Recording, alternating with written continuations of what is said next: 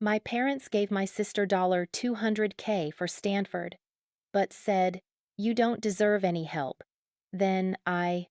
Growing up, my parents had one rule: excellence earned everything.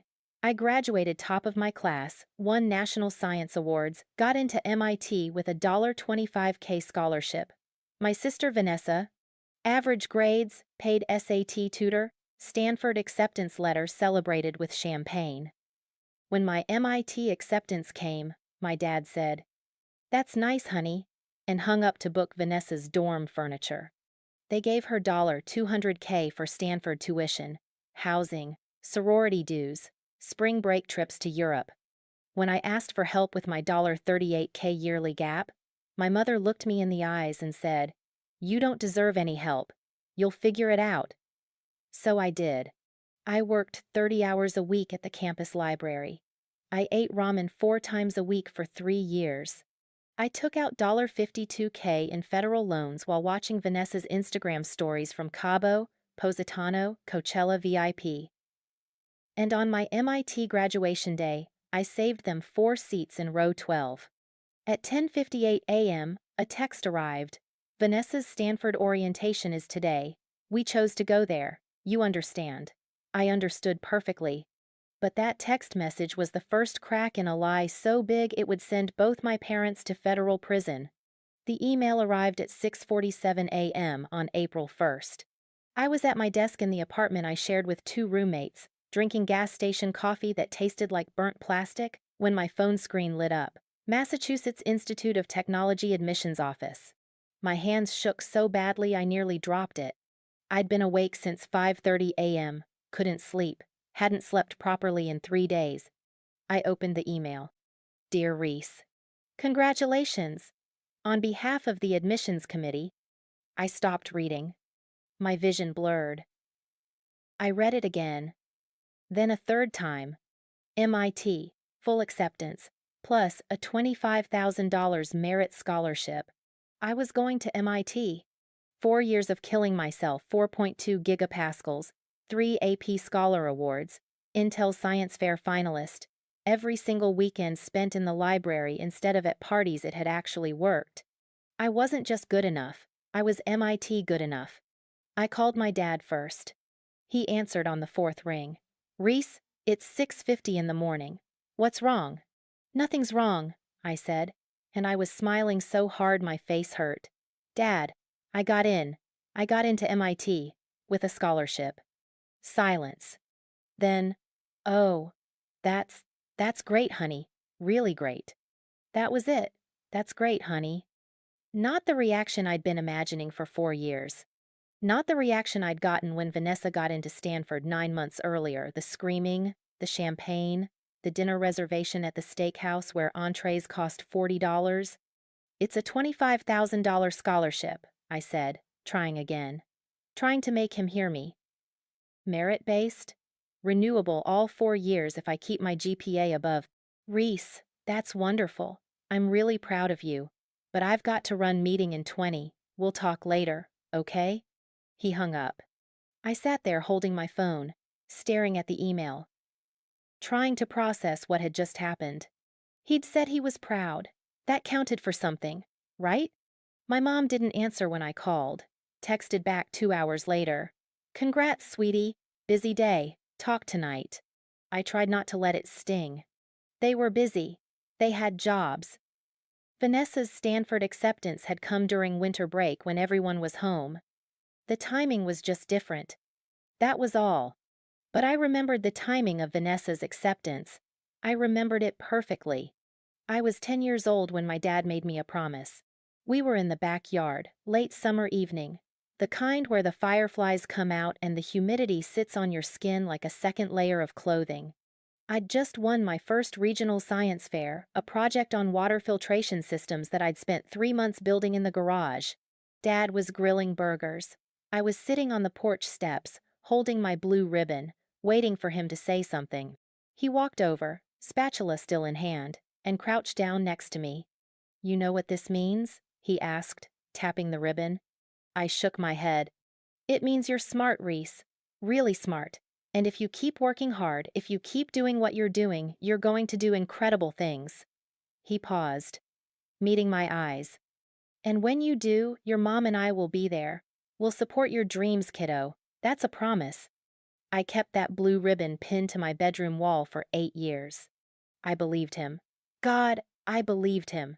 The scholarship covered $25K of MIT's $77K annual cost. That left $52,000 a year I didn't have. I called my parents 3 days after the acceptance, asked if we could talk about financial aid, about options, about how I could possibly make this work. My dad sighed. Reese, we're tapped out. Vanessa's tuition is $60K a year, and that's not including housing, food, books, her sorority dues. We're doing everything we can. I know, I said quickly. I'm not asking for what you're giving, Vanessa. Even a few thousand a year would help. I could work part-time, take out loans for the rest. But, Reese, my mother's voice cut in. She'd been on speaker. You're very smart. You'll figure it out. That's what financial aid is for. I applied for financial aid, I said. We make too much for me to qualify for grants. I'd have to take out $52,000 in loans every year. That's over $200K in debt by graduation. Silence. Then my dad. That's what everyone does, honey. Student loans are normal. But Vanessa's situation is different. How? The word came out sharper than I meant it. How is it different? Another pause. We're paying for Stanford because it's important to us that Vanessa has the full college experience, my mother said, and her voice had gone cold. She deserves that. You're resourceful, Reese. You've always been resourceful. You'll find a way. I wanted to ask what she meant by deserves that.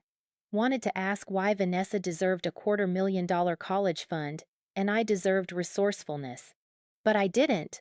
I said, okay, thanks anyway. I hung up and cried for 20 minutes in my bedroom with the door locked. Then I filled out the loan applications. I worked it out on a spreadsheet. $52,000 a year in loans. 4 years. $208,000 total debt.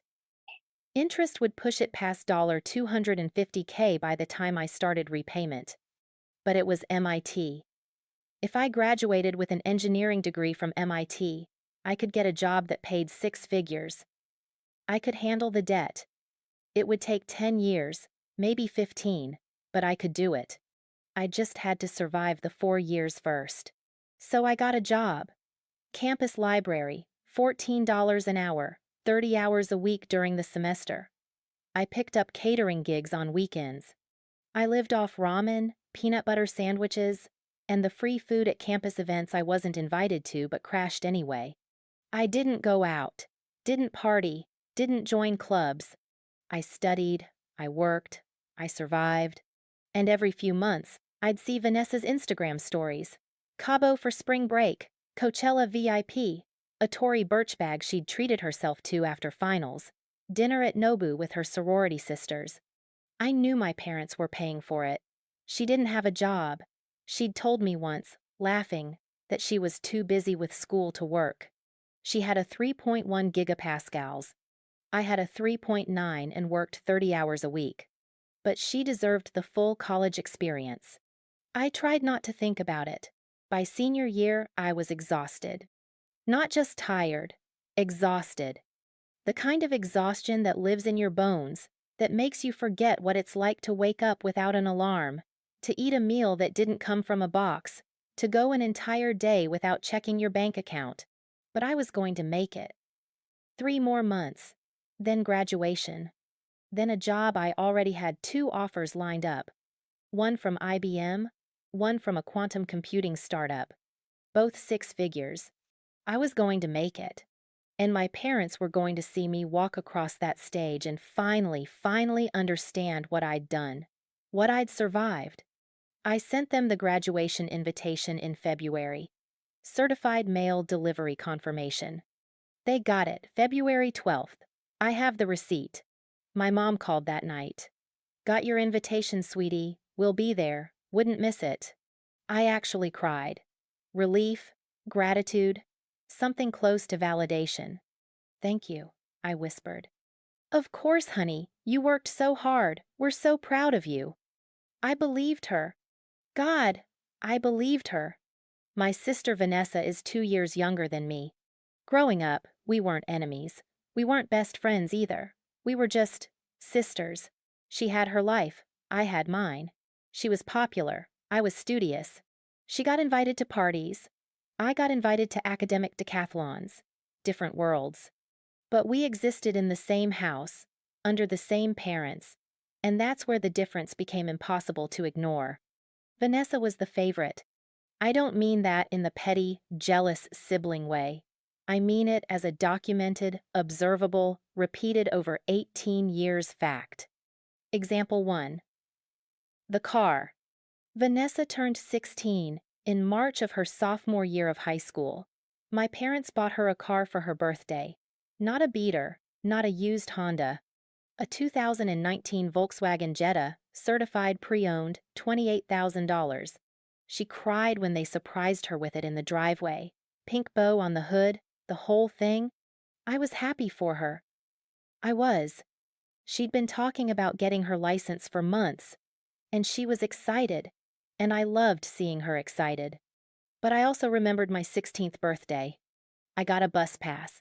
A 30-day bus pass and a card that said, "Happy birthday, Reese. Now you can get to your library job on your own.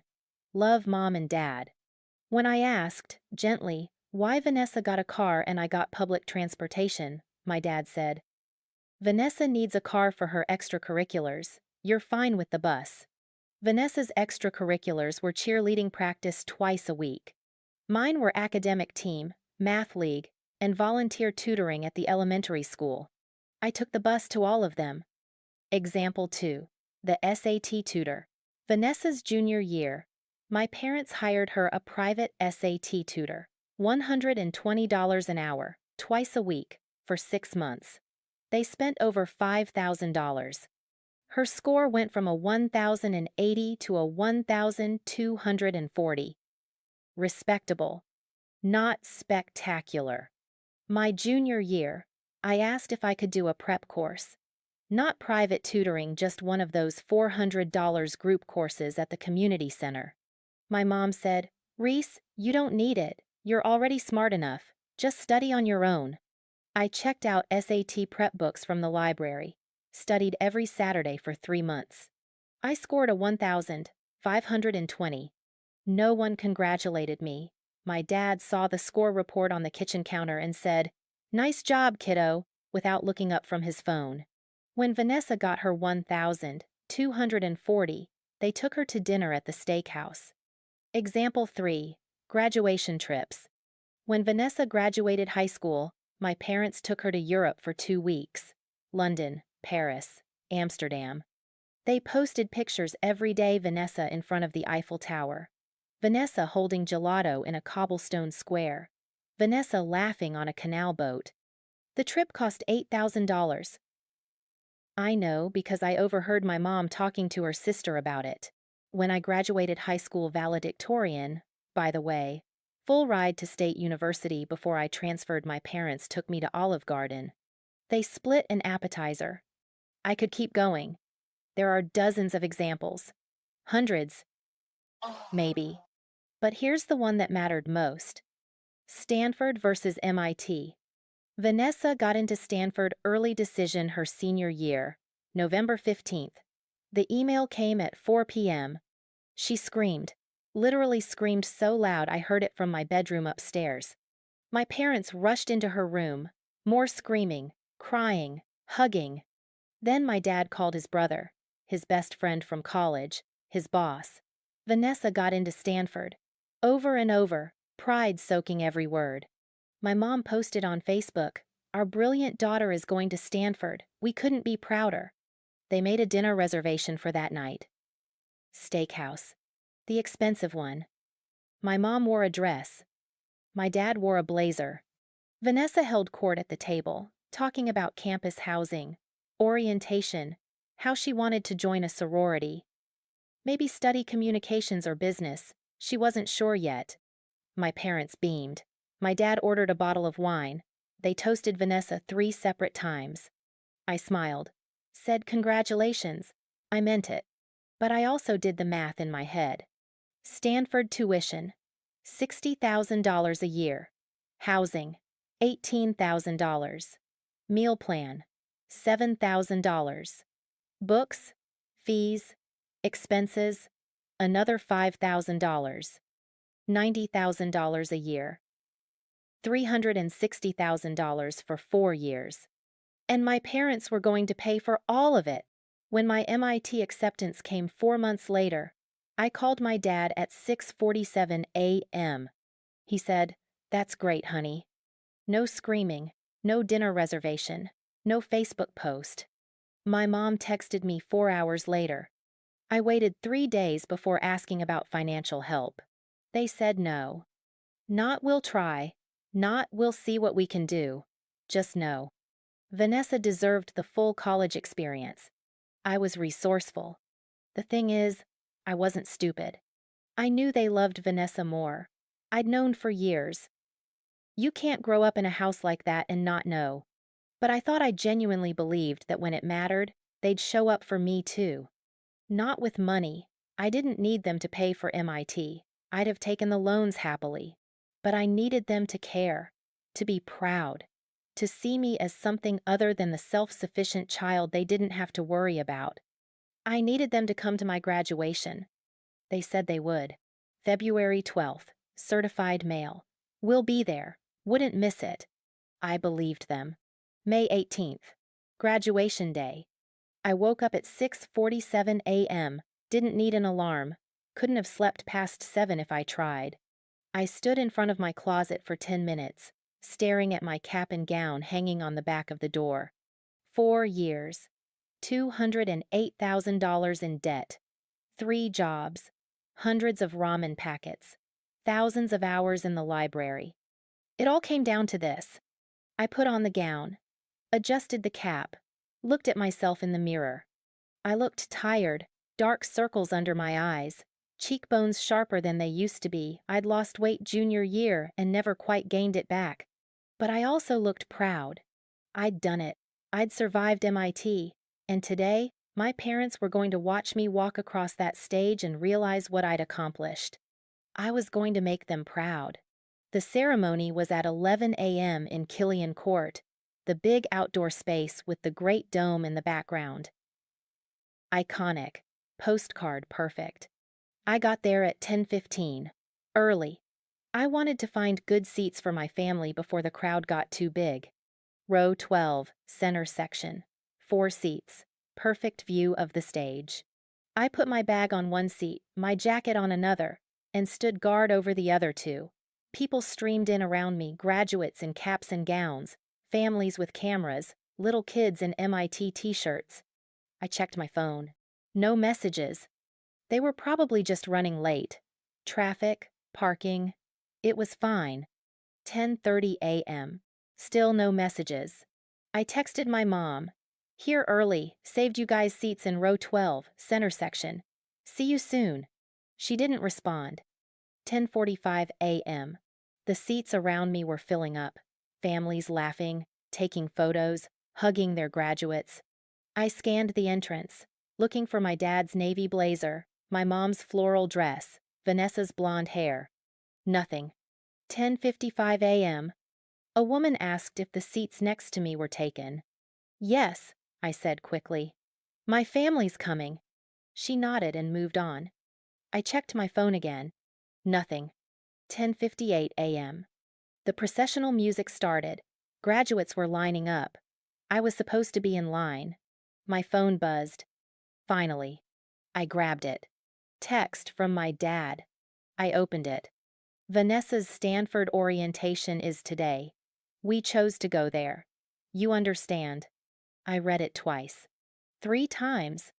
The music got louder. Someone called my name, my roommate Jordan, waving from the graduate lineup. I couldn't move. We chose to go there. Not "we're so sorry" emergency came up, not "we'll make it up to you." We chose. They chose Vanessa. Again. I looked at the 4 empty seats in row 12. The seats I'd been guarding for 45 minutes. The seats I'd been imagining filled for 4 years. Empty. My hands started shaking. My vision blurred. Someone touched my shoulder. Jordan. Reese, come on, we have to line up. I followed her. I don't remember walking. I don't remember getting into line. I just remember the empty seats. The ceremony was 2 hours long. I didn't hear any of it. I sat in my folding chair with 2,000 other graduates, staring at the back of the person's head in front of me, trying not to cry. I walked across the stage when they called my name, shook the dean's hand, smiled for the photographer. The flash went off. I looked out at the crowd, thousands of people, families cheering, someone's dad yelling, "That's my girl." I looked at row 12. Still empty. After the ceremony, Jordan found me sitting on the steps of Building 10, still in my cap and gown, holding my diploma. She sat down next to me. Didn't say anything for a long time. Then, "They didn't come?" I shook my head. "Reese." "Vanessa's orientation," I said. My voice sounded hollow. "They picked her Stanford orientation over my graduation." Jordan's face went white. "What?" I showed her the text. She read it, then read it again. "Reese, that's—" She stopped, started over. "That's cruel." I laughed. It came out bitter. "They chose. That's what the text says. We chose." Jordan put her arm around me. I leaned into her shoulder. And then I cried. Not quiet crying, sobbing. 4 years of exhaustion and loneliness and killing myself for parents who didn't care. All of it coming out at once on the steps of the building where I'd spent hundreds of hours studying. Jordan held me the whole time. That night, back at my apartment, I couldn't stop thinking about the text. Vanessa's Stanford orientation is today. I pulled up Stanford's website, searched for orientation schedules. Parent orientation for the class of 2028, June 22 to 23. Not May 18th. Not today. I checked 3 more times. Searched for exceptions, special sessions, anything. Nothing. Stanford orientation wasn't today. So where were they? I opened Instagram. Checked Vanessa's story. Posted 2 hours ago. A photo of a wine glass, sunset in the background. Caption, Napa vibes. Napa. They weren't at Stanford orientation. They were at a resort. In wine country. They lied. They didn't skip my graduation for Vanessa's orientation. They skipped it because they didn't want to come. I sat on my bed, holding my phone, staring at that Instagram story. The wine glass. The sunset. The lie. And something inside me cracked. Not sadness, not even anger. Something colder. I opened my laptop, checked my email. There was a message from my bank. Subject line. Account alert. New credit inquiry. I clicked it. A hard inquiry was made on your credit report on May 15th by Discover Financial Services. I stared at the email. I hadn't applied for a Discover card. I hadn't applied for any credit in 6 months. I opened Credit Karma, logged in. New account. Opened May 15th. Discover card. $15,000 limit. Billing address. My parents' house. My hands went numb. I clicked through to the account details. It took 3 tries to get my password right. The account was real. Opened in my name. Not by me. I scrolled down. 3 charges already posted. May 16th. Stanford University Bookstore. $874. May 17th. Palo Alto housing payment. $3,200. May 18th. Stanford meal plan. $1,890. Total. $5,964. I stopped breathing. Stanford. Vanessa. My credit. I read the charges again. And again. And then I understood. My parents didn't just choose Vanessa over me. They stole from me to pay for her. I didn't sleep that night. Couldn't. I sat on my bed with my laptop open, staring at the credit report until the screen blurred. Then I'd close my eyes, and the numbers would still be there, burned into my vision. $5,964. Stanford Bookstore. Palo Alto Housing. Meal plan. Vanessa's expenses. My name. Every time I started to drift off, my brain would jolt awake with a new question. How long has this been happening? Is this the only card? Do they know I found out? At 3:47 a.m., I gave up on sleep entirely. I pulled out my phone, opened Instagram. Vanessa's story was still up. The wine glass? The Napa sunset. Posted at 2:47 p.m. on May 18th, exactly when she was supposed to be at Stanford orientation. I screenshotted it. Then I Googled Stanford Parent Orientation 2024. The official schedule loaded. June 22 to 23. Required attendance for all incoming freshman families. Not May 18th. I screenshotted that too. My hands were shaking again. I set the phone down, picked it back up, opened my parents' last text. Vanessa's Stanford orientation is today. We chose to go there. You understand. They lied. Not a miscommunication. Not a mistake. A lie? They didn't skip my graduation because of a scheduling conflict. They skipped it because they wanted to drink wine in Napa Valley with my sister instead of watching me walk across a stage. And then they charged the trip to a credit card they opened in my name without telling me. I felt something cold settle in my chest. Not sadness anymore. Not even anger. Clarity. At 7:15 a.m., Jordan knocked on my bedroom door. Reese, you awake? Yeah. She opened the door, took one look at me, laptop open, phone in hand, still wearing yesterday's clothes, and her face fell. Did you sleep at all? No. She sat down on the edge of my bed. Okay, talk to me. What's going on? I turned the laptop toward her, showed her the credit report, the Discover card, the charges. She read it twice, then looked at me. Reese, what the fuck? I didn't open that account, I said. My voice sounded flat, mechanical. I didn't authorize any of this. So, your parents opened a credit card in my name, without asking, and used it to pay for Vanessa's Stanford expenses. Jordan stared at the screen. The charges are from 3 days ago. Yeah, and the account was opened. May 15th, 3 days before graduation. She scrolled down, stopped. Reese, the billing address is your parents' house. I know. That means they're getting the statements. They're managing the account. They're making payments or not making payments, and you have no idea. I nodded. Jordan looked at me. This is identity theft. The word hung in the air. Identity theft. Are you sure? I asked.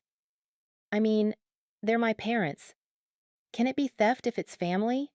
Yes, Jordan said immediately. Reese, it doesn't matter if it's family. They used your personal information without consent to open a financial account. That's a crime. I wanted to argue, wanted to say she was overreacting, that there had to be another explanation, that my parents wouldn't commit a crime against me. But I looked at the charges again. $874, $3,200, $1,890. Stanford. Vanessa. My credit. I need to know if there are more, I said. I pulled all 3 credit reports. Experian, Equifax, TransUnion. It took 20 minutes to navigate the websites, verify my identity, download the PDFs. Jordan sat next to me the entire time. Silent. When the reports finally loaded, I opened them one by one. Experian first. 2 pages of accounts. Most of them I recognized. My student loans. The one credit card I'd opened sophomore year for emergencies. Balance $347. But there were three I didn't recognize. Discover card. Opened May 15th. Balance $5,964. Visa. Opened March 22nd. Balance $11,280. MasterCard. Opened January 9th. Balance $8,412. I stopped reading. Jordan. I see it. There are three cards. I see it. I opened Equifax. Same accounts. TransUnion. Same. I added up the balances. $25,656. $25,656. In my name. Without my knowledge. I closed the laptop. Opened it again. The numbers didn't change. Reese, Jordan said quietly. When did Vanessa start at Stanford? I didn't want to answer. I knew where she was going. September, I said. Last fall. Why? The first card was opened in January. That's halfway through her freshman year. I looked at the dates again. January 9th, March 22nd, May 15th. A new card every 2 months. They've been doing this since the spring semester, I whispered. Jordan nodded. And if the charges are all Stanford related, then they've been using my credit to pay for her school for months. I couldn't breathe. The room felt too small. Too hot. I stood up, paced to the window, back to the bed. Why? I asked, my voice cracked. Why would they do this? They said they had the money for Stanford. They said, maybe they lied, Jordan said. But they bought her a car. They paid for her SAT tutor. They took her to Europe. Reese. Jordan's voice was gentle. Maybe they're broke. I stopped pacing. Broke. My parents? My dad was a finance executive. My mom was a realtor. They had a 4-bedroom house in a good school district. They drove new cars. They couldn't be broke. But then I thought about Vanessa's expenses. $90,000 a year for Stanford. Plus, the car, the tutor, the Europe trip. What if they'd been living beyond their means for years? What if they'd maxed out their own credit and needed mine? I need to see the actual statements, I said. The next morning, I did something I hadn't done in 4 years. I drove to my parents' house. Well, Jordan drove.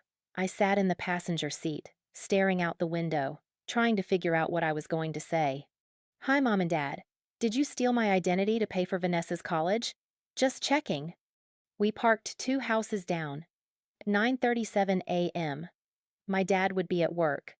My mom's car was in the driveway. She worked from home most days. You want me to come with you? Jordan asked. No, I need to do this alone. Reese, I'll be fine. I wasn't fine. I didn't knock. Used my key. The house smelled like coffee and vanilla candles. The TV was on in the living room, some HGTV show my mom loved. Mom? She appeared in the hallway, phone in hand. She looked up and froze. Reese, what are you doing here? I need to talk to you.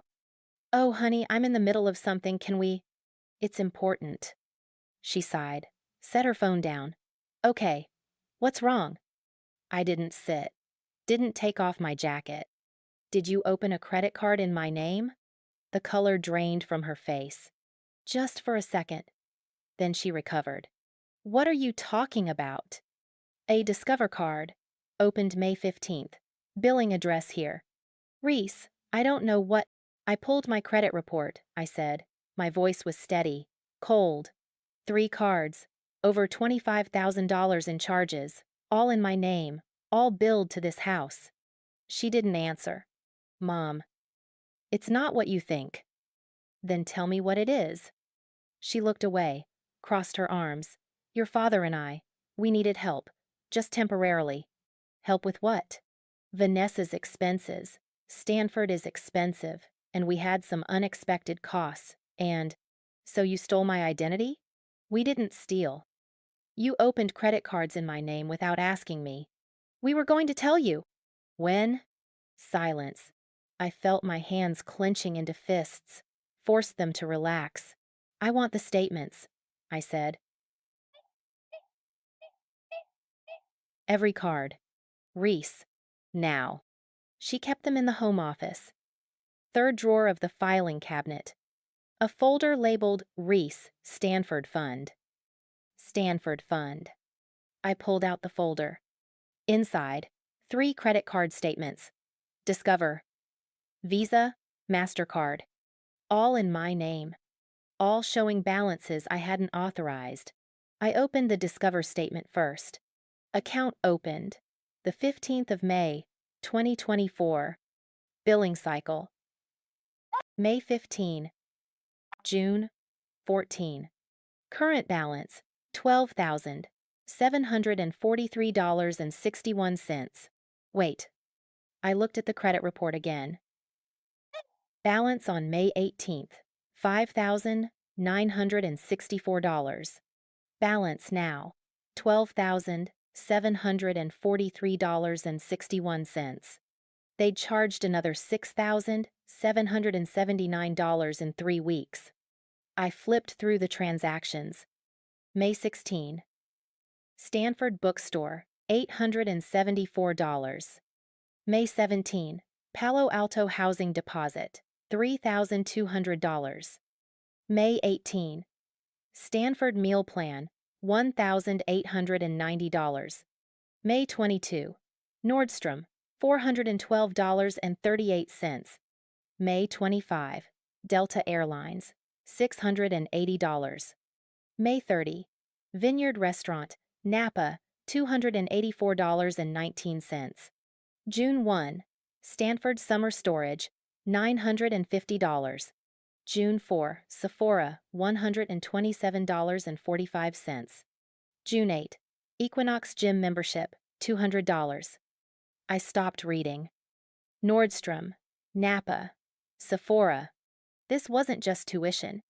They were using my credit for everything. Clothes, vacations, gym memberships. My hands were shaking so badly I nearly dropped the paper. I looked at my mom. She was standing in the doorway, arms still crossed. Equinox, I said. My voice was barely above a whisper. You're charging Vanessa's gym membership to my stolen credit card. Reese, we're making the payments. Have you made any payments? She didn't answer. I looked at the statement. Minimum payment due, $248. Payment received, $0. You haven't paid anything, I said. We're going to, next month when… Next month? I was shouting now. Couldn't stop. Mom, this is my credit. My name. If you don't pay, I go into default. We'll pay it back. When? When were you going to tell me about this? We were waiting for the right time. The right time? I laughed. It sounded hysterical. You've been doing this since January. You had 6 months to tell me. She looked away. I grabbed the other 2 statements, opened the Visa. Balance, $14,920.83. Minimum payment due, $373. Payment received, $50. $50. On a $15,000 balance. I opened the MasterCard. Balance, $19,837.54. Minimum payment due, $496. Payment received, $0. You're not making the payments, I said. You're letting them go into collections. Reese, do you know what this does to my credit score? We'll fix it. How? I slammed the statements on the desk. How are you going to fix $47,000 in fraudulent debt? She flinched. I picked up the folder. All 3 statements. Every page of proof. I'm taking these, I said. Reese, wait. No. I walked past her, down the hallway, out the front door. Jordan was still in the car, engine running. I got in, slammed the door. Drive. I spread the statements across Jordan's kitchen table. Discover, Visa, MasterCard. 18 pages total. Jordan made coffee, set a mug in front of me. I didn't drink it. Okay, she said. Let's go through this. Discover card. Opened the 15th of May, 2024. Total charges. $12,743.61. Payments made, $0. Late fees, $87. Interest accrued, $214.38. I highlighted every charge related to Stanford. Bookstore, housing, meal plan, summer storage. Total Stanford charges, $6,914. Non-Stanford charges, $5,829.61. Napa restaurant, Nordstrom, Delta, Sephora, Equinox. Personal expenses, luxury expenses. Things my parents bought for themselves or Vanessa while I was working 30 hours a week to afford ramen. Visa, opened the 22nd of March, 2024. Total charges, $14,920.83. Payments made, $150, $350 payments. Late fees, $116. Interest accrued, $487.29. I went through the charges line by line. March 25. Stanford spring tuition, $8,400. March 28. Palo Alto rent, $2,100. April 3. Whole Foods, $347.82. April 10. Vanessa Morgan, Venmo transfer, $500. April 15. Urban Outfitters, $284.19. April 22. Soul Cycle, $180. May 1. Coachella VIP tickets, $1,200. I stopped. Coachella VIP. I remembered that. Vanessa posted about it. 3 days of Instagram stories from the festival, flower crowns and celebrity sightings and champagne in the VIP lounge. Charged to my credit. Reese, Jordan said quietly. I kept reading. May 8. Tory Burch, $890.45. May 14. Stanford Bookstore, $438.37. The Tory Burch bag. I'd seen it on Vanessa's Instagram too. She'd captioned it, treated myself after finals. Treated herself with my stolen credit. MasterCard. Opened the 9th of January 2024. Total charges, $19,837.54. Payments made, $0. Late fees, $174. Interest accrued, $891.12. This one was the oldest. The first card they'd opened. I went through the charges. January 12, Stanford winter tuition, $8,400. January 18, textbook rental, $674.29. January 25, Vanessa Morgan, Venmo, $800. February 2, Delta Airlines, $1,240, 2 tickets, spring break. February 14, resort booking, Cabo, $3,890. February 28, Lululemon, $347.19. March 5, Sephora, $218.45. March 12, Vanessa's sorority Ducey, $1,500. I set the paper down. Cabo, spring break, the trip I'd seen on Instagram. Vanessa and my mom on the beach, matching swimsuits, cocktails with umbrellas, paid for with my credit. While I was in Boston, working the lunch shift at a catering company to afford my textbooks, Jordan was reading over my shoulder. Reese, she said, add it up. I didn't want to, but I did. Discover, $12,743.61. Visa, $14,920.83. MasterCard, $19,000. $837.54. Total, $47,501.98. $47,501.98. I stared at the number. That was more than I made in a year at my campus job. That was nearly as much as my merit scholarship.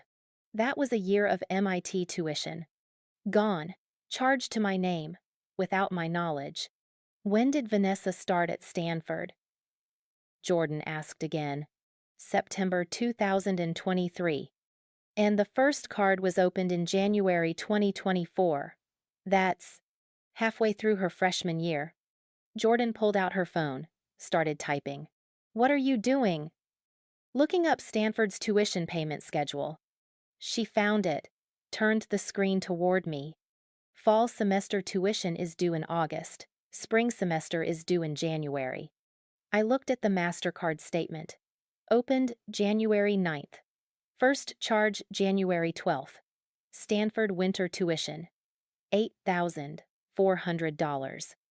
They couldn't pay for spring semester, I said slowly. Jordan nodded.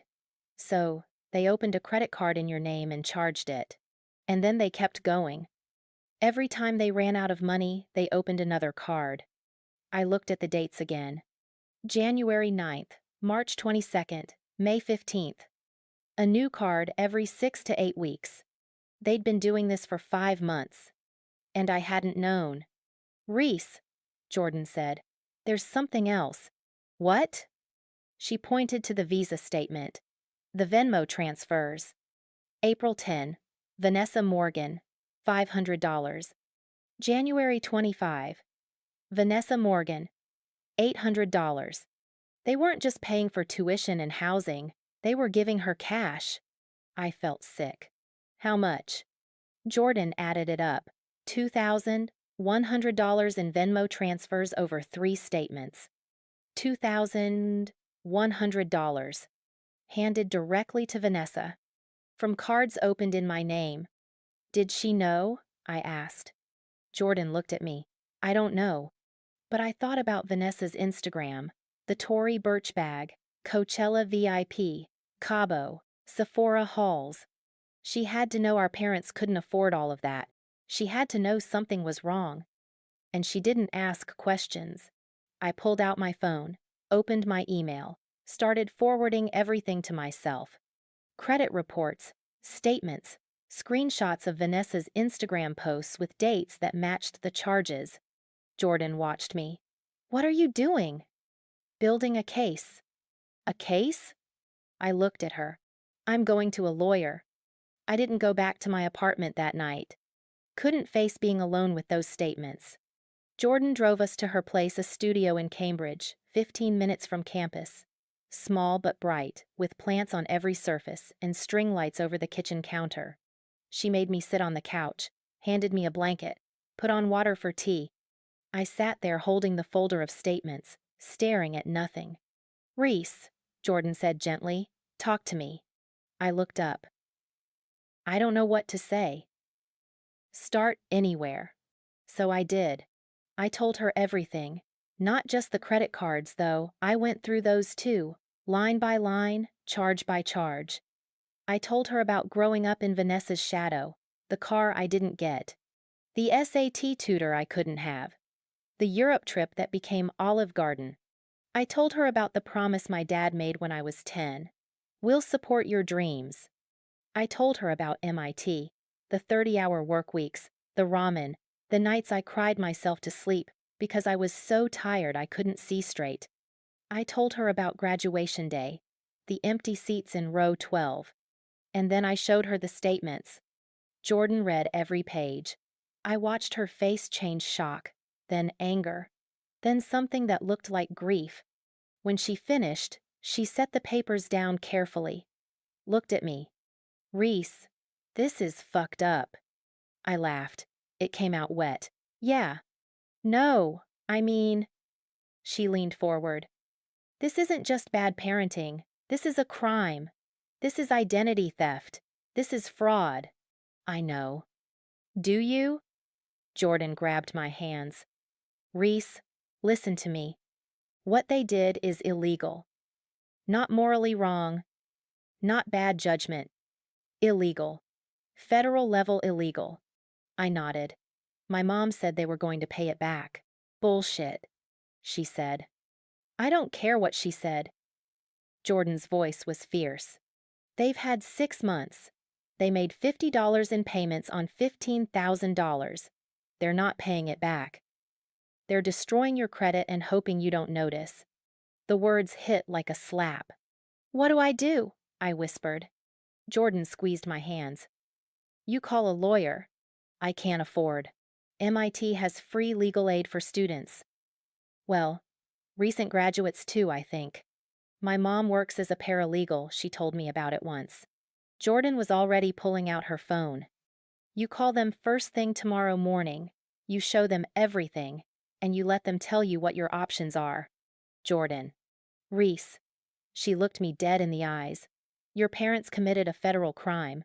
They stole $47,000 from you. They skipped your graduation to drink wine in Napa Valley on your stolen credit card. You don't owe them patience. You don't owe them understanding. You owe them nothing. My throat closed up. I know they're your parents, Jordan continued, softer now. I know this is hard, but you need to protect yourself, because they sure as hell aren't protecting you. I thought about my mom's face in the office, the way she'd crossed her arms, the way she'd said, "We were going to tell you." 6 months. She'd had 6 months to tell me. She chose not to. Okay, I said. Okay. I'll call tomorrow. Jordan pulled me into a hug, held me while I cried into her shoulder for the second time in a week. You're going to get through this, she murmured.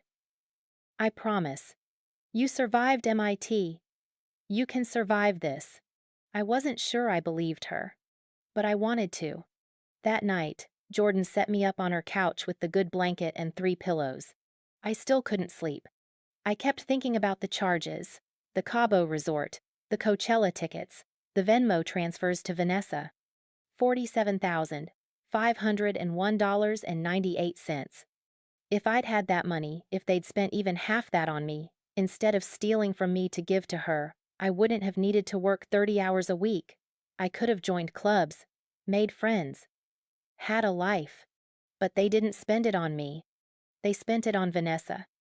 And then they used my name to do it. At 2:18 a.m., I texted my mom. I'm not coming back to the house. Don't contact me until I decide what to do about the fraud. She responded in 30 seconds.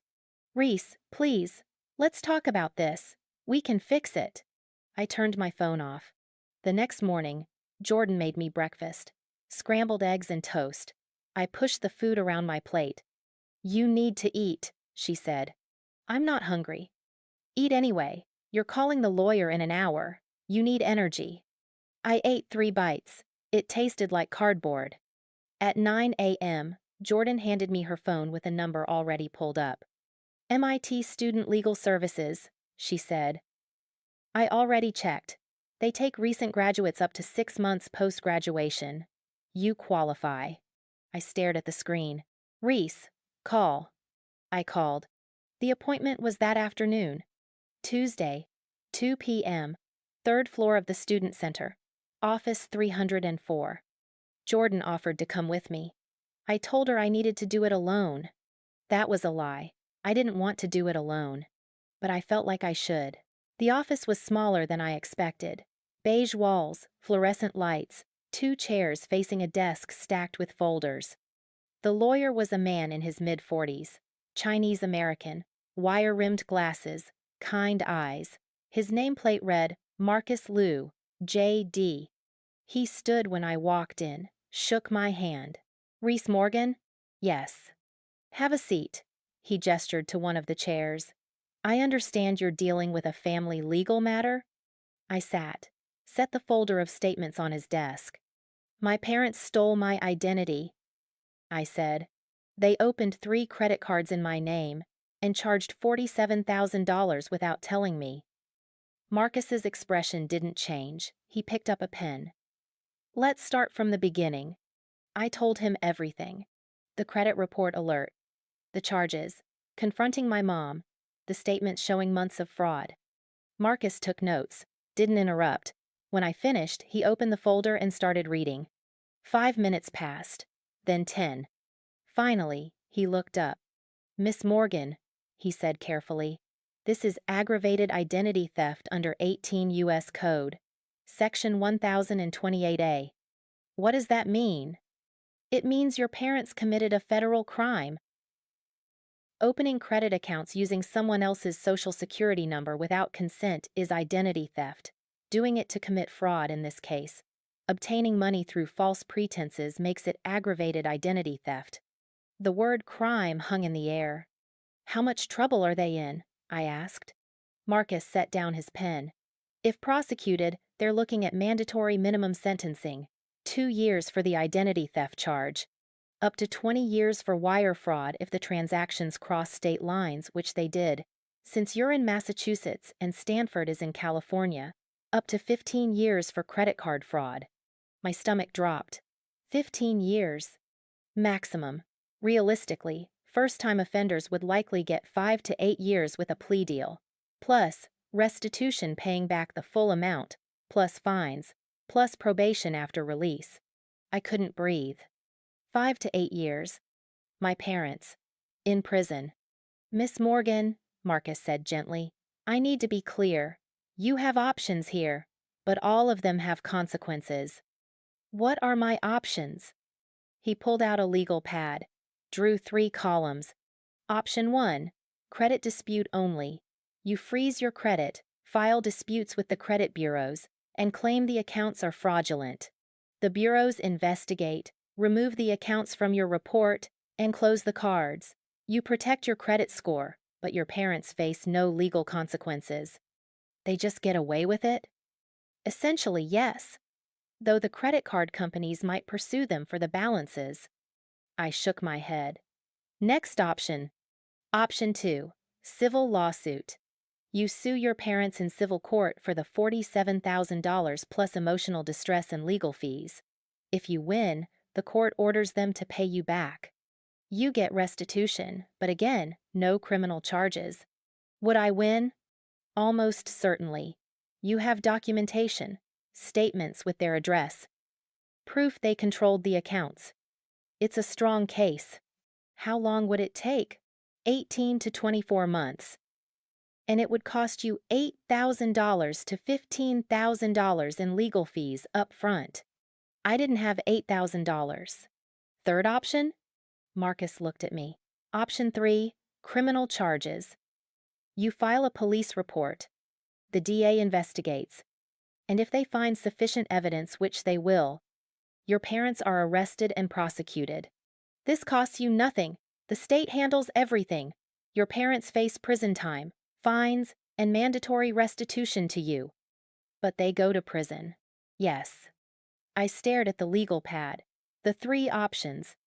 Let them get away with it. Sue them. Send them to prison. Can I do more than one? I asked. Marcus nodded. You can freeze your credit and file criminal charges. Or freeze your credit and sue. Most people in your situation do both criminal and credit disputes. What do most people do? Honestly? Marcus leaned back. Most people in family fraud cases do option 1. Freeze their credit and walk away, because the emotional cost of prosecuting your own parents is enormous. But they did this to me, I said, my voice cracked. They stole from me, for 6 months. While I was working 30 hours a week and eating ramen, they spent my money on Cabo vacations and designer purses for my sister. I know. They skipped my MIT graduation to drink wine in Napa Valley and charged it to my stolen credit card. I know. And you're telling me most people just let it go? Marcus's expression softened. I'm telling you it's your choice. No one can make it for you. But I need you to understand what you're choosing. I looked at the statement spread across his desk. $47,501.98. Vanessa's tuition, her housing, her spring break trips. My name, my credit, my future. If I file criminal charges, I said slowly, what happens? You go to the police, file a report, Bring all this documentation. They open an investigation. Because the fraud crosses state lines, it gets referred to the FBI. Within a few weeks, your parents are likely arrested. They're arraigned, charged, and either released on bail or held. Then it goes to trial unless they take a plea deal, which most defendants do. And I have to testify? Probably, yes. I imagine sitting in a courtroom, my parents at the defendant's table, me on the witness stand, swearing to tell the truth. Did your parents steal from you? Yes. How much? $47,501.98. Miss Morgan, Marcus said quietly, I've handled over 200 cases like this. Familial fraud. And I'm going to tell you what I tell everyone. This is serious. This isn't a family disagreement. Your parents committed a federal crime. They stole tens of thousands of dollars from you and destroyed your credit. That's not love. That's abuse. The word hit me like cold water. Abuse. You have every right to pursue justice, Marcus continued. And if you do, you'll win. The evidence is overwhelming. Bank statements with their billing address. Charges that match your sister's documented expenses. Payment history showing they controlled the accounts. You'll win. What would you do? I asked. If it was your parents? Marcus smiled sadly. I did do it. My father took out $30,000 in student loans in my name when I was 17. I found out at 22. I filed criminal charges. What happened? He went to prison for 3 years. Haven't spoken to him since. Do you regret it? He thought for a long moment. No, he said. I regret that he put me in that position, but I don't regret protecting myself. I left the office at 3:47 p.m. with 3 pamphlets, a folder of legal information, and a decision to make. Jordan was waiting outside. How'd it go? I handed her the pamphlets. He said it's a federal crime. I told you. He said if I press charges, they could go to prison for 5 to 8 years. Jordan stopped walking. Holy shit. Yeah. What are you going to do? I looked at the folder in my hands. All the evidence, all the proof. I don't know yet, I said. But that was a lie. I already knew. I went to the police station the next morning. Cambridge Police Department, 125 6th Street. Marcus had given me the address, told me to ask for the Financial Crimes Unit. I brought everything, the folder of statements, printed credit reports, screenshots of Vanessa's Instagram posts with timestamps that matched the fraudulent charges, a timeline I'd built the night before, mapping every account opening to every expense. 94 pages total. The desk officer looked at my folder and called for a detective. Detective Sarah Okonkwo met me in an interview room. She was maybe 40. Black woman, short natural hair, sharp eyes.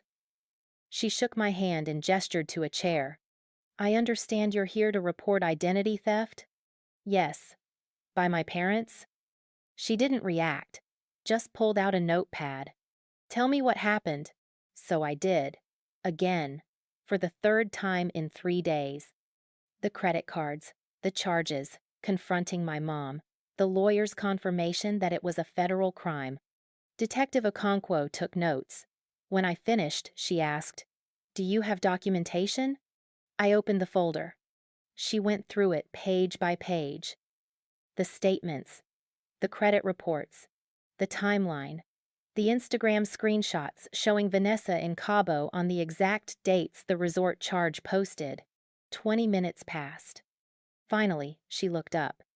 Miss Morgan, this is one of the most well-documented fraud cases I've seen. Is that good? For your case? Yes. You have everything we need. Bank statements showing their billing address, charges that correlate to documented expenses, a clear pattern over 6 months. This is textbook identity theft. Relief flooded through me. So you can help? Absolutely. I'm opening a case right now. Case number 2024 to 18742. She wrote it down, handed me a card with the number. Because the fraud crosses state lines, you're here.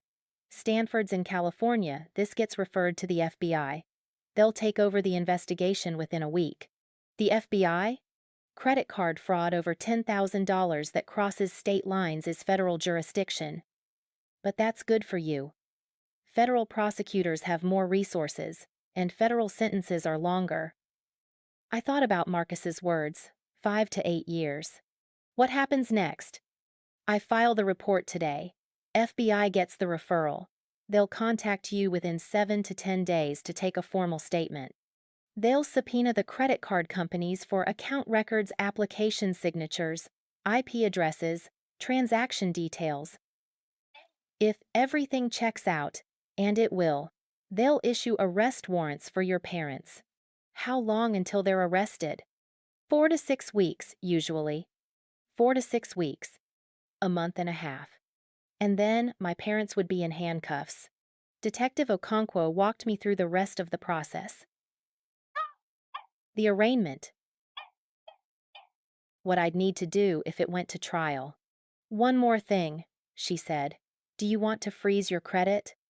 I already did, last night. Good. And have you contacted the credit card companies to dispute the charges? Not yet. Do that today. Call all three, Discover, Visa, MasterCard. Tell them the accounts are fraudulent. They'll close them immediately and start their own investigations. You'll need to fill out affidavits, but it's straightforward.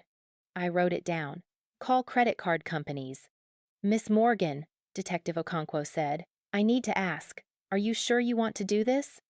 What do you mean? Prosecuting your parents is hard, emotionally, socially, financially. Your family will fracture. Some people will take their side.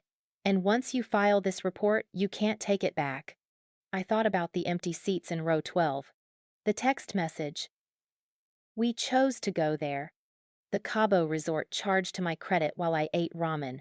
I'm sure, I said. I spent the rest of the day on the phone. First call, Discover card. I explained the situation.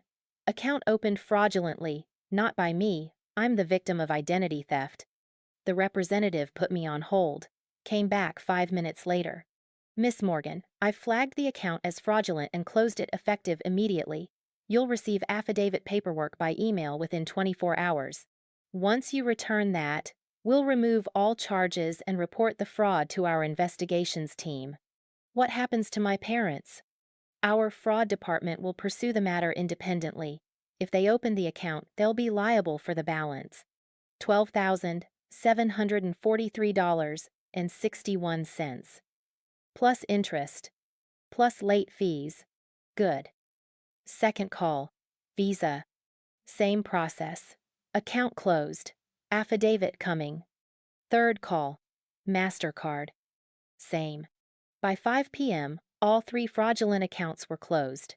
My credit report would be cleared within 60 days, and my parents would owe $47,501.98 to 3 different credit card companies, plus whatever the FBI decided to charge them with. That night, Jordan came over with takeout. Thai food, pad thai, spring rolls, mango sticky rice. You need to eat real food, she said, not ramen. I tried to argue. She gave me a look. We ate on my apartment floor, containers spread between us. How are you doing? She asked. I don't know. I filed a police report, called the credit card companies. It's all real now. Do your parents know? Not yet. Detective said they won't be notified until the FBI contacts them. When's that? 4 to 6 weeks. Jordan took a bite of spring roll. What are you going to do until then? Wait, I guess. Keep documenting everything, the detective said to save any texts or calls from them. Have they tried to contact you? My mom's called 8 times. I haven't answered. Good, don't. I picked at my pad thai. Jordan, can I ask you something? Anything. Do you think I'm doing the right thing? She set down her food, looked at me. Reese, they stole $50,000 from you. 47,000. 47,000. They destroyed your credit. They skipped your graduation. They lied to your face. She leaned forward. You didn't do this to them. They did this to you. You're just holding them accountable. But they're my parents. So? That doesn't give them the right to commit crimes against you. I knew she was right, but it still hurt. Later that night, I got an email. FBI Field Office, Boston. Agent Rebecca Torres. Miss Morgan, we've received your case referral from Cambridge PD. Case hash 2024 to 18742. I'm the lead investigator. I'd like to schedule a formal interview to take your statement and review evidence. Are you available this Friday at 10 a.m.? Please bring all documentation related to the fraudulent accounts. Sincerely, Special Agent Rebecca Torres, FBI, Financial Crimes Unit. I stared at the email. FBI. This was really happening. I replied, Friday at 10 a.m. works. I'll bring everything. Then I forwarded the email to Jordan with one line. It's real. She responded immediately. You've got this. I'm proud of you. I wasn't sure I was proud of myself, but I was sure I wasn't going to back down. Friday came faster than I expected. I wore a blazer, business casual, wanted to look credible. Jordan drove me to the FBI field office in Chelsea. Gray building, tight security, metal detectors at the entrance. Agent Torres met me in a conference room on the third floor. She was younger than I expected, maybe 35. Latina, dark hair pulled back, no-nonsense demeanor. Miss Morgan, thank you for coming. Thank you for coming. She sat across from me, opened a laptop. I've reviewed the police report and the documentation Detective Okonkwo forwarded. This is extremely well organized. That helps us significantly. Thank you. I need to take your formal statement now. I'll record this interview. Are you comfortable with that? Yes. She pressed a button. Red light appeared on a small recorder. This is Special Agent Rebecca Torres. Case number 2024 to 18742. Interviewing Reese Morgan regarding identity theft and credit card fraud. Miss Morgan, please state your full name and date of birth for the record. I did. And then I told my story one more time. The interview lasted 2 hours. Agent Torres asked detailed questions. When did I first notice the fraud? How did I obtain the statements? Had my parents admitted to opening the accounts? Did I have proof they controlled them?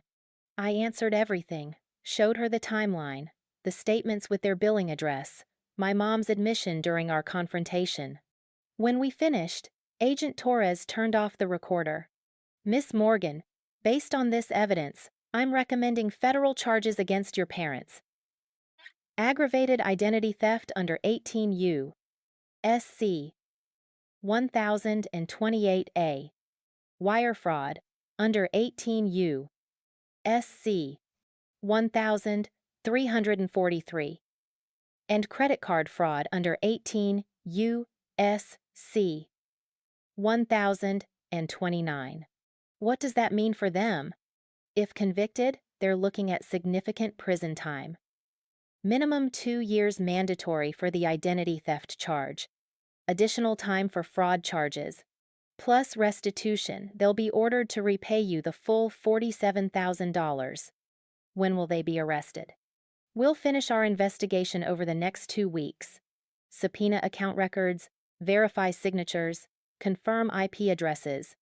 Once that's complete, I'll submit my findings to the U.S. Attorney's Office. If they agree to prosecute and they will arrest, warrants will be issued within 30 days.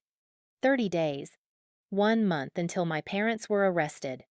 Miss Morgan, Agent Torres said gently. Are you prepared for what comes next? This will be public. Your family will know. It will be hard. I thought about the empty seats, the stolen credit, the lies. I'm prepared, I said. And this time, I meant it. 3 days after the FBI interview, I got a text from Vanessa. Reese, can we talk? I know you're mad at Mom and Dad, but I miss you. I stared at it for 5 minutes. Then I checked her Instagram. Most recent post, 2 hours ago. Photo of her in a Stanford cap and gown. Golden California sunlight. Big smile. Caption, Can't believe graduation is in 2 weeks. June 15th. Stanford commencement. I screenshot the post, forwarded it to Jordan with one line. Found my venue. She called immediately. You're going to Stanford? Yes. Reese. She gets a public celebration with 200 people cheering for her. I got empty chairs and a lie. My voice was calm, cold. I'm going, and I'm telling everyone what they did. Silence on the line. Then, okay, I'm coming with you. That night, Jordan and I sat at my kitchen table with a legal pad. Walk me through the plan, she said. I pulled up Stanford's commencement information on my laptop. Ceremony is June 15th, 2 p.m., Frost Amphitheater, outdoor venue. Holds 1,800 people. Families sit in the main sections, graduates in the front rows. How are you getting in? Vanessa's roommate. I messaged her yesterday. Said I wanted to surprise the family. She's adding me as a guest. Jordan raised an eyebrow. She doesn't know? About the fraud? No. No one does except you, Marcus, the cops, and the FBI. What's the play once you're there? I opened a document on my laptop. My speech. 7 drafts so far. The ceremony ends with a section for graduate testimonials. Open mic. Anyone can go up and share a message. That's when I go. What are you going to say? I turned the screen toward her. She read it. Her expression shifted shock, then something like awe. Reese, this is brutal. They earned it. Your mom's going to lose her mind. Good. Jordan looked at me for a long moment. You're sure about this? Once you do this, there's no going back. Your family will implode. People will take sides. It'll be everywhere. I thought about the empty seats in row 12. The $47,501.98. The FBI case file. I'm sure, I said. We spent the next 2 hours refining the plan. Step 1. Fly to San Francisco on June 14th. Red eye. Jordan already booked us an Airbnb 3 miles from campus. Step 2. Arrive at Frost Amphitheater by 1:30 p.m. on June 15th. Stay in the back. Don't let my parents see me before the ceremony. Step 3. Wait until the testimonial section. Walk to the mic. Deliver the speech. Step 4. Show the evidence. I'd printed the timeline poster 24 inches by 36 inches, laminated. Credit card statements, police case number, everything. Step 5. Leave immediately after. Jordan would film the whole thing as backup documentation. What if they try to stop you? Jordan asked. Security won't stop me. I'm a guest. I have every right to speak during an open testimonial section. What if your parents try to stop you? I met her eyes. Then they'll do it in front of 200 witnesses. The night before we left, I got an email from Agent Torres. Miss Morgan, investigation is progressing well. We've subpoenaed account records from all 3 credit card companies. Preliminary findings confirm signatures on applications don't match your handwriting. IP addresses traced to your parents' home. We have enough to move forward. Arrest warrants will be issued June 20th. Your parents will be taken into custody shortly after. I'll keep you updated. June 20th. 5 days after Stanford graduation. 5 days after I confronted them publicly. Perfect timing. The flight left Boston at 11:47 p.m. on June 14th. I didn't sleep. Jordan sat next to me, noise-canceling headphones on, dead asleep by the time we hit cruising altitude. I stared out the window at the darkness and ran through the speech in my head. Hi, I'm Reese Morgan. I'm not a Stanford graduate. I graduated from MIT 4 weeks ago. My parents didn't come to my graduation. They were here, preparing for today. And I need to tell you why. I'd memorized it, every word, every pause. But my hands still shook when I thought about actually saying it out loud. We landed at SFO at 2:34 a.m. local time. Picked up the rental car, drove to the Airbnb in Palo Alto. Small studio above a garage, clean, quiet. Jordan collapsed on the bed. We have 11 hours until the ceremony. Sleep. I tried. Lay there staring at the ceiling for 3 hours. At 6 a.m., I gave up, made coffee, sat on the tiny balcony, and watched the sunrise. My phone buzzed. Text from my dad. So excited for Vanessa's big day. Can't believe our baby is graduating Stanford. Proudest day of our lives. I read it twice. Proudest day of our lives. Not my MIT graduation. Vanessa's Stanford graduation. I deleted the text without responding. At 10 a.m., my mom called. I let it go to voicemail. She left a message. Hi, honey. I know you're still upset, but it's Vanessa's graduation today and it would mean so much if you were here. We're at the faculty club for brunch right now and, well, we miss you. Call me back. Love you. I played it for Jordan. They have no idea you're here, she said. No. They think you're in Boston. Still angry. Still silent. Yeah. Jordan grinned. This is going to be epic. At noon, I started getting ready. I showered, did my makeup carefully, mascara that wouldn't run if I cried. Then, I stood in front of the mirror, deciding what to wear. I'd brought my MIT hoodie, crimson red, bold, a statement. Jordan saw it and nodded. Perfect. You're representing. I pulled it on. Looked at myself. I looked tired, thinner than I used to be. Dark circles that concealer couldn't quite hide. But I also looked determined. You ready? Jordan asked. I picked up the poster tube, the printed timeline, the evidence folder. Yeah, I said. Let's go. We arrived at Frost Amphitheater at 1:32 p.m. The place was massive. Stone terraces carved into a hillside, stage at the bottom, rows and rows of seats filling up with families. Over 2,000 people, easy. My stomach flipped. You okay? Jordan whispered. No, but I'm doing it anyway. We found spots in the standing section at the back. Row 22, perfect view of the stage, but far enough that my parents wouldn't spot me. I scanned the crowd. Found them in row 6, center section, premium seats they'd paid $500 for. My dad in a navy suit, my mom in a floral dress, the same one she wore to Vanessa's high school graduation. They looked happy. Smiling, taking photos. My mom was holding a bouquet of roses. I felt my jaw tighten. I see them, Jordan murmured. Yeah. You want to back out? No. At 1:47 p.m., the processional started.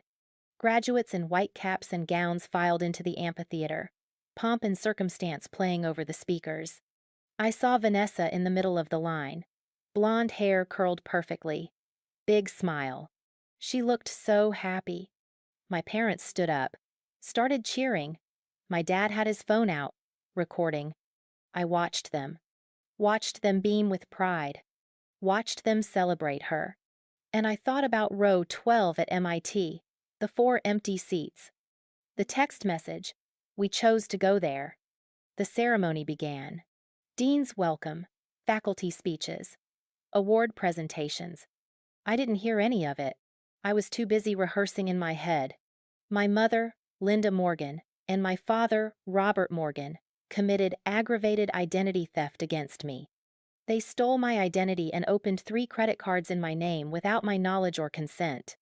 They fraudulently charged $47,318.61. No, $47,501.98. Get the number right. My hands were sweating. I wiped them on my jeans. Jordan squeezed my shoulder.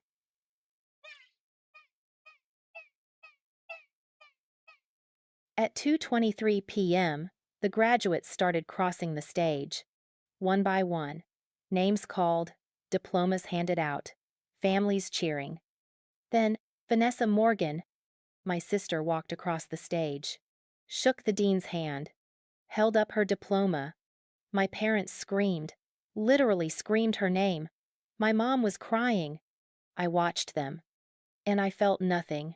No jealousy, no sadness, just cold, hard clarity. The ceremony ended at 2:51 p.m. The MC stepped up. Before we dismiss, we have time for a few graduate testimonials. If anyone would like to share a message, please come to the microphone at the front. 2 graduates went up, thanked their families, cried, heartwarming. I waited. Then the MC asked, "Anyone else?" I stood up. Jordan grabbed my arm. "You've got this. I'm filming everything." I walked down the aisle. Every step felt like slow motion. My heart was pounding so hard I thought it might explode. I reached the microphone. The MC smiled. "Go ahead." I looked out at the crowd. 2,000 faces. My parents in row 6. Confused now, squinting at me. My mom's face went pale. She grabbed my dad's arm. I took a breath. And I began. "Hi," I say. My voice echoes through the speakers. "I'm Reese Morgan. I'm not a Stanford graduate." Silence. "I graduated from MIT 4 weeks ago." I see my dad stand up. He's shaking his head, mouthing something. "Reese, don't." I ignore him. "My parents didn't come to my graduation," I continue. "They were here, preparing for today, and I need to tell you why." My mom stands now. She's trying to get to the aisle. People are staring at her. My mother, Linda Morgan, and my father, Robert Morgan. They're sitting right there in row 6, committed aggravated identity theft against me. Gasps ripple through the crowd. My dad yells, "Reese, stop this!" I don't stop. They stole my identity, opened 3 credit cards in my name without my knowledge or consent. My voice is shaking now, but I push through. They fraudulently charged $47,501.98 to those cards over the past 6 months. Someone in the front row gasps audibly. Hands fly to mouths. I pull out the poster, unfold it, hold it up. Every single dollar was spent on my sister Vanessa's Stanford expenses. The crowd erupts in whispers, heads turning, phones coming out. I see at least 40 people filming. My mom is crying now. "Reese, please." "Tuition," I say, louder now. "Housing. Sorority dues. Spring break trips to Cabo." I point to the timeline on the poster. January 9th. MasterCard opened in my name. $19,837 charged. Cabo Resort, $3,890. My voice cracks, but I keep going. March 22nd. Visa opened. $14,920 charged. Coachella VIP tickets for Vanessa. $1,200. Someone in the crowd yells, "Oh my God!" May 15th. Discover card. $12,743. Stanford bookstore. Meal plan. Housing deposit. I look at my parents. They're frozen. My dad's face is red. My mom is sobbing. "While I was working 30 hours a week at MIT, I say, eating ramen 4 nights a week, taking out $208,000 in student loans, my parents were destroying my credit to pay for her luxury college experience." The crowd is dead silent now. You can hear a pin drop. I see Vanessa in the graduate section. She's standing. White dress, tears streaming down her face. She's shaking her head, mouthing, "I didn't know. I didn't know." "I have the bank statements," I say. I pull them out, hold them up. "I have the credit reports. I have the police case number." I read it out loud. Cambridge Police Department. Case number 2024-18742. Federal investigation. The FBI is involved. More gasps. Phones everywhere now. Recording. Filming. My dad yells, "This is slander. We'll sue you." I look him dead in the eyes. "It's not slander if it's true, Dad." Someone in the crowd yells, "You go, girl!" Scattered applause starts. Then more. Then more. My mom tries to speak. "It was a loan. We were going to pay you back." I turn to her. "You opened the first card in January, 6 months ago. You made $50 in payments on $15,000. The applause grows louder. You didn't ask me. You didn't tell me. You stole from me. My dad is trying to push past people in his row now. Reese, stop this. Security is moving toward him. He's yelling. People are booing. Booing. They're booing my parents. On May 18th, I say, I graduated from MIT. I saved 4 seats for my family in row 12. At 10:58 a.m., my dad texted me. I pull out my phone. Read the text out loud. Vanessa's Stanford orientation is today. We chose to go there. You understand. The crowd boos louder now. But Stanford orientation wasn't May 18th, I say. It's June 22nd. They lied. I pull up Vanessa's Instagram story. The screenshot. Project it from my phone onto the screen behind me. Someone on the AV team helped me before the ceremony. The photo fills the screen. Wine glass. Napa sunset. Timestamp. May 18, 2:47 p.m.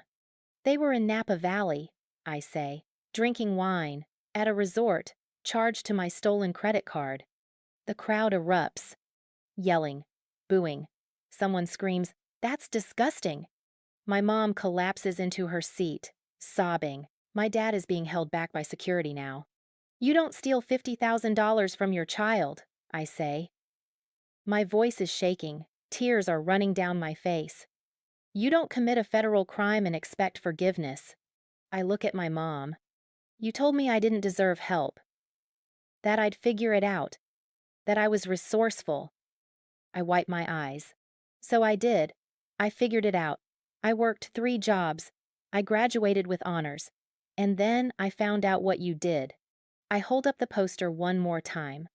The FBI will arrest you in 5 days, June 20th. Arrest warrants have already been issued. My mom screams, "No!" You're going to prison, Mom. Both of you. The crowd is on their feet now. Half are applauding. Half are stunned silent. I see Vanessa running, stumbling in her heels, leaving the graduate section. Someone yells, "Reese, you're a hero!" I don't feel like a hero. I feel like someone who just burned their entire family to the ground. But I also feel free. You chose money over your daughter, I say into the mic. You chose Vanessa over basic human decency. You chose to commit a crime. I step back from the microphone.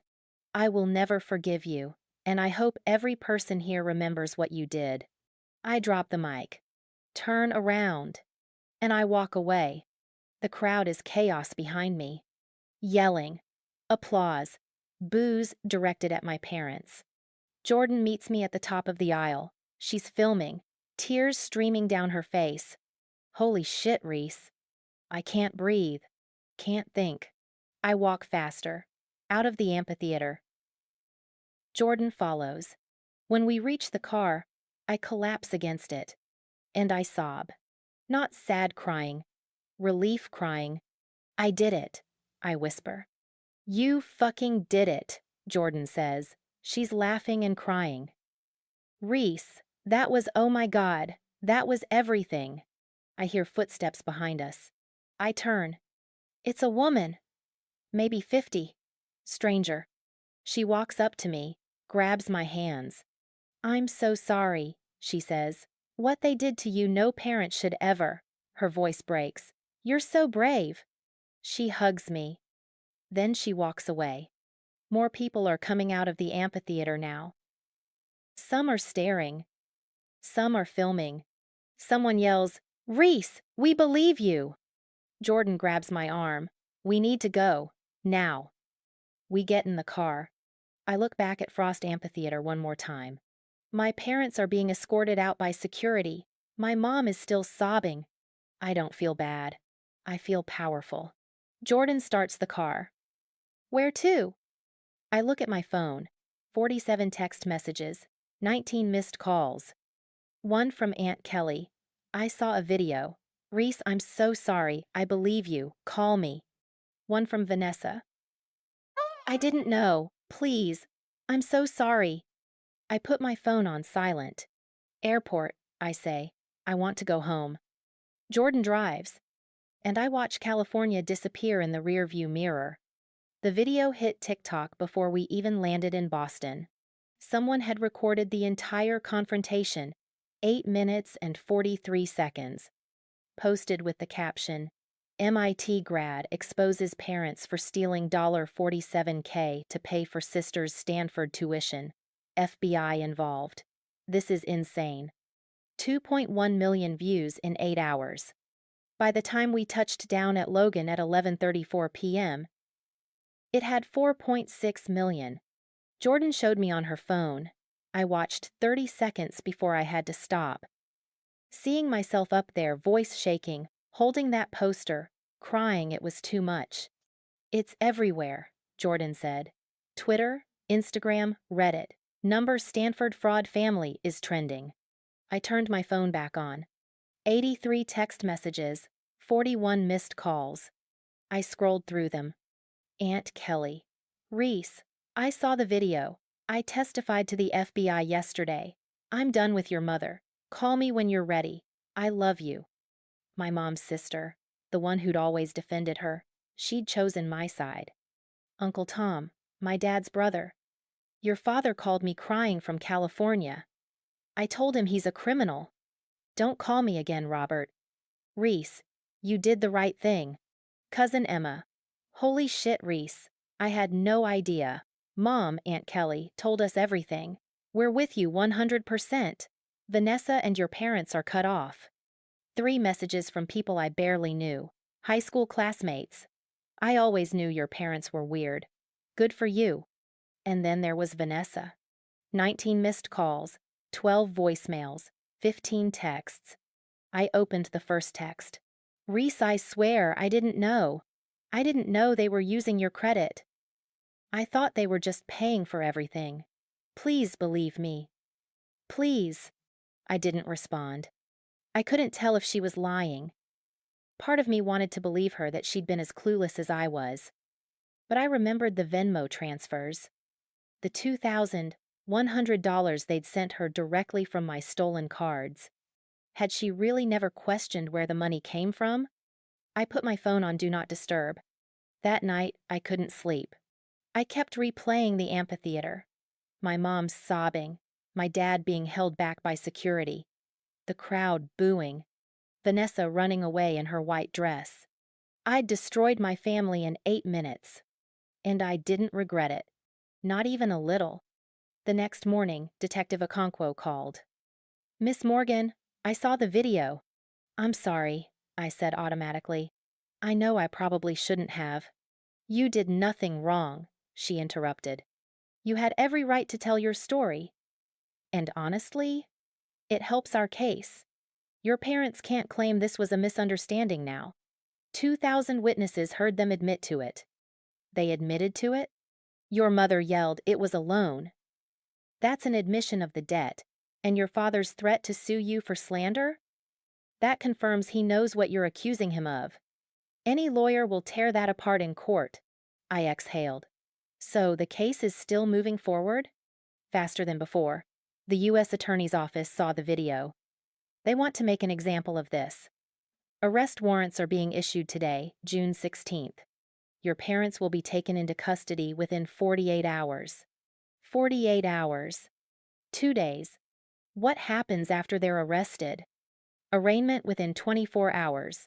They'll be charged, bail will be set, and then we wait for trial unless they take a plea deal. Do you think they will? With this much evidence, absolutely. My parents were arrested at home. Aunt Kelly texted me the details. She'd heard from neighbors who filmed it. 6 FBI agents, 2 cars. My dad answered the door in his pajamas. They were handcuffed, read their rights, led out in front of the entire neighborhood. My mom was crying.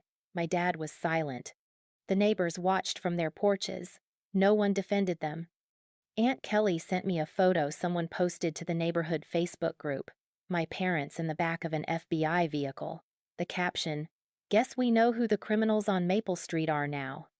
I stared at that photo for a long time. My parents.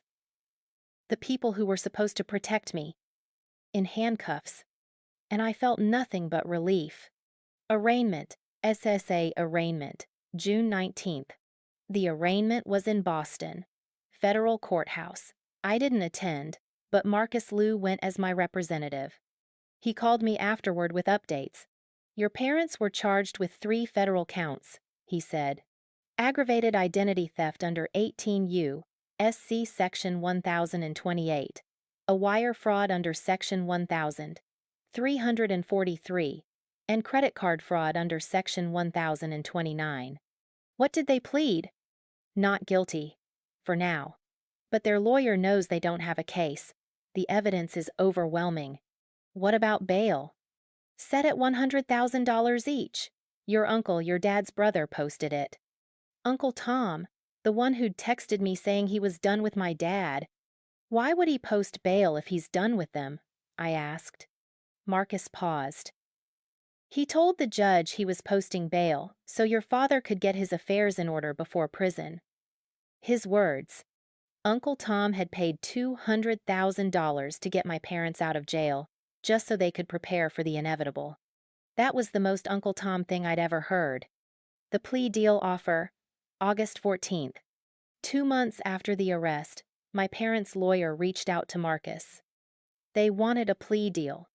They're offering to plead guilty to the identity theft charge in exchange for dropping the wire fraud and credit card fraud charges, Marcus explained.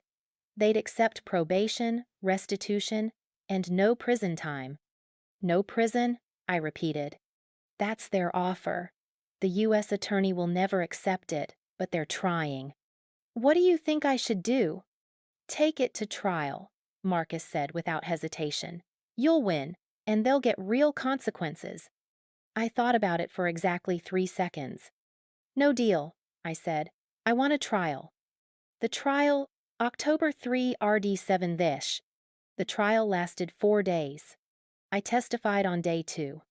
I sat in the witness box, raised my right hand, swore to tell the truth. And then I told my story, again, for what felt like the 100th time. The prosecutor asked me to describe my MIT experience, my jobs, my loans, my graduation. And your parents didn't attend? She asked. No. They texted me at 10:58 a.m. saying they'd chosen to go to my sister's Stanford orientation instead. But Stanford orientation wasn't that day, was it? No. They were in Napa Valley, at a resort, charged to my stolen credit card. I heard someone in the gallery gasp. The prosecutor showed the jury the credit card statements, the timeline poster, Vanessa's Instagram screenshots. Miss Morgan, she said gently, how did it feel to discover your parents had stolen your identity? I looked at the jury, 12 faces staring back at me. It felt like they'd stolen my entire future, I said. My voice cracked. I worked so hard. I did everything right. And they took it all and gave it to my sister. 2 jurors were crying. My parents sat at the defense table. My mom was sobbing. My dad was stone-faced. They didn't look at me once. The defense tried to argue it was a family misunderstanding, that my parents had intended to pay me back, that they didn't understand the legal implications. Aunt Kelly testified against them. Linda told me in March 2024, and I quote, Reese will never know. Her credit is perfect. We'll use it and pay it off before she checks. The defense had no response. On October 7th, the jury deliberated for 2.5 hours. Guilty. All 3 counts. I was in the courtroom when the verdict was read. Marcus insisted I be there. When the foreman said guilty, my mom collapsed. My dad caught her, but he was crying too. I sat in the back row and felt a weight lift off my chest that I didn't know I'd been carrying. Sentencing, November 12th.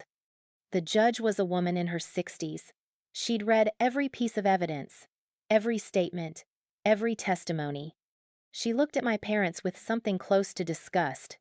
Mr. and Mrs. Morgan, she said, you committed one of the most egregious betrayals I've seen in 20 years on this bench. You stole from your own child, a child who worked herself to exhaustion to afford an education you refused to help with. You used her identity to fund a luxury lifestyle for her sister. And when confronted, you lied, manipulated, and tried to silence her.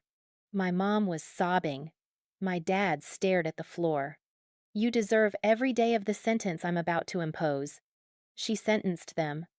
Robert Morgan, 3 years in federal prison, 5 years probation, $47,501.98 restitution, $25,000 fine.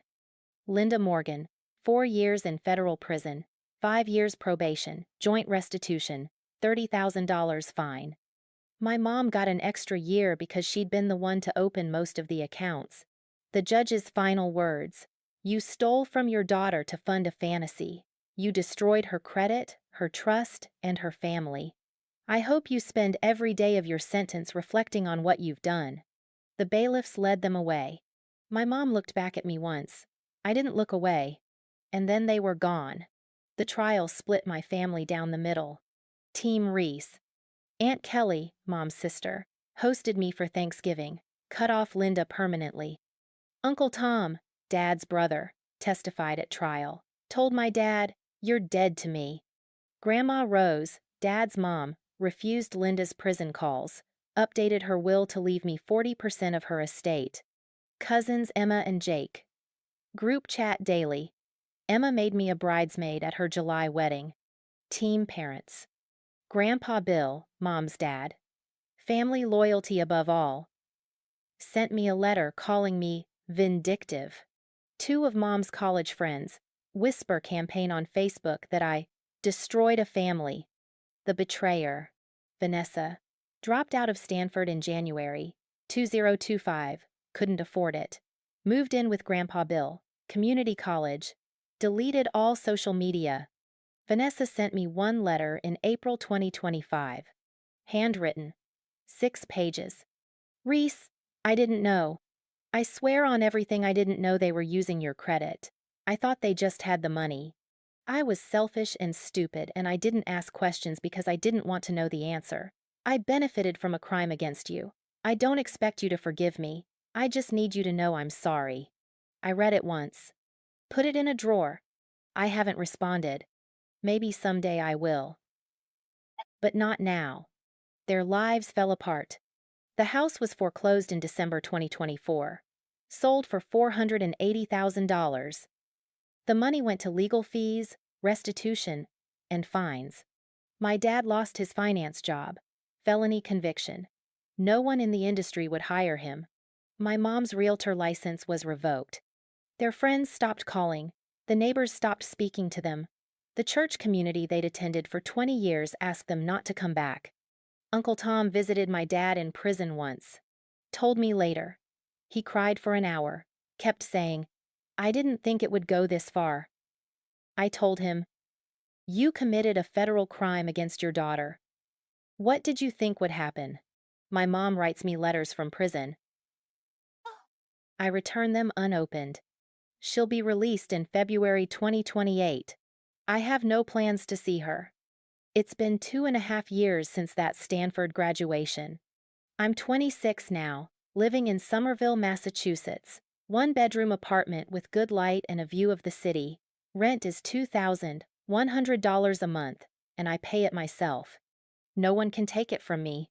My MIT diploma hangs above my desk, right next to a framed copy of the nature physics paper I co-authored last year. I presented it at a conference in Geneva. My manager from IBM came with me. She knows my whole story. She's been a mentor and an advocate. Sometimes, I think she's more of a parent than my actual parents ever were. The restitution came through in installments. First payment, January 2025, $15,000. Then $10,000 in June. The rest over the next year. Total recovered, $47,501.98. I used $10,000 to pay down my student loans. Another $10,000 went into an emergency fund I'll never touch. The rest, $27,501.98, went into a high-yield savings account. My credit score is 782 now. All 3 fraudulent accounts were removed from my report. It took 6 months, 3 disputes, and a lot of paperwork. But it's done. I still have $39,000 in student loan debt. It used to be $52,000. I'm on track to pay it off in 5 years. I make $127,000 a year at IBM. Started at $98K. Got promoted after 18 months. I'm a quantum computing engineer. I work on problems most people don't understand.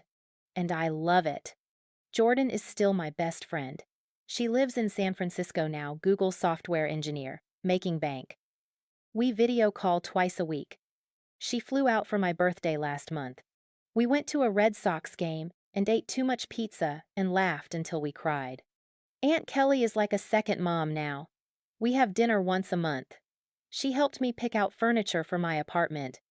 When I had a panic attack last spring, triggered by a spam credit card offer in the mail, she drove over at midnight and sat with me until I could breathe again. My cousins Emma and Jake are family in the truest sense. Emma got married last July. I was a bridesmaid, caught the bouquet. We have a group chat that's active every single day. Memes, life updates, pictures of Jake's new puppy. It's the family text chain I always wanted. Grandma Rose calls every Sunday. Without fail. We talk for an hour. She asks about work, my apartment, if I'm eating enough vegetables. Last month, she told me she'd updated her will. I'm getting 40% of her estate. Vanessa was reduced to 10%. You earned it, Grandma said. And you'll use it wisely. I also started dating someone. Her name is Priya. She's 28, an architect, brilliant and kind. We met at an MIT alumni mixer 7 months ago. She knows everything. I told her on our third date the whole story, start to finish. She listened. Then she said, "You're one of the strongest people I've ever met." We've been together ever since. I've been in therapy since June 2024, every week for the first year, now bi-weekly. My therapist, Dr. Caroline Mendez, helped me understand something critical. I'm not responsible for my parents' choices. I didn't make them steal from me. I didn't make them skip my graduation. I didn't make them commit a crime. They chose that, and I chose to protect myself. Those are 2 separate things. I still have hard days, days when I see other people's parents at their weddings or their job celebrations, and I feel the loss. I grieve the parents I should have had, the ones who showed up, the ones who were proud of me. But I don't grieve the parents I actually had, because they never deserved me in the first place. Dr. Mendez taught me that too. I haven't spoken to my parents in 2.5 years. My mom sends letters from prison. I return them unopened. 33 letters so far. My dad stopped writing after 8. Uncle Tom says he's broken, that he asks about me. Tom tells him nothing. People ask me sometimes if I'll reconcile when they're released. My mom gets out in February 2028, 14 months from now. My dad, in November 2027, 11 months. The answer is no. Forgiveness isn't mandatory, and I don't owe them a relationship just because they're my parents. They had 22 years to be good parents. They chose fraud instead. That's their legacy, not mine. Vanessa. I haven't spoken to Vanessa since Stanford. She's at community college now, working retail, living with Grandpa Bill, who enables her victim narrative. Mutual acquaintances tell me she regrets everything, that she wants to reach out. I don't care. Intent doesn't erase impact. She benefited from a crime for 6 months. Maybe she didn't know. Maybe she did. Either way, she spent my stolen money without questioning it. And that's enough. We're done. The Stanford video has 34 million views now. It's been featured on news sites, Reddit threads, TikTok compilations.